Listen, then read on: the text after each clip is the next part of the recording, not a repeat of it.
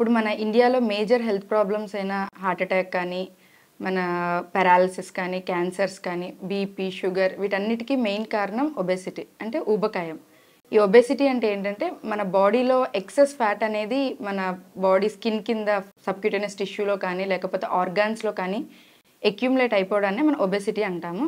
ఈ ఒబెసిటీని బిఎంఐ అంటే బాడీ మాస్ ఇండెక్స్ అంటే మన weight in kgs by height in metre square అలా చేసినప్పుడు మనకు బిఎంఐ వాల్యూ వస్తుంది. అది నార్మల్గా 18-25 ఉంటే అది నార్మల్ బిఎంఐ. 25 కన్నా ఎక్కువ ఉంటే ఓవర్ వెయిట్ అంటాం. 25-30 ఉంటే ఓవర్ వెయిట్ అంటాం. మోర్ దాన్ 30 ఉంటే ఒబెసిటీ అంటాము. లెస్ దాన్ 18 ఉంటే అండర్ వెయిట్ అంటాము.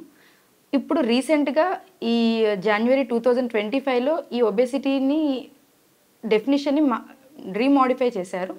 దీంట్లో ఓన్లీ బిఎంఐ కాకుండా మన అబ్డామినల్ ఒబెసిటీని కూడా కన్సిడర్ చేస్తూ waist circumference and hip by waste ratio ఇవన్నిటిని కన్సిడర్ చేసుకుంటూ మనకు ఒబెసిటీని అనేది డిఫైన్ చేశారు. మెయిన్ చైల్డ్హుడ్ ఒబెసిటీ అనేది ఇప్పుడు బాగా కామన్ అయిపోయింది.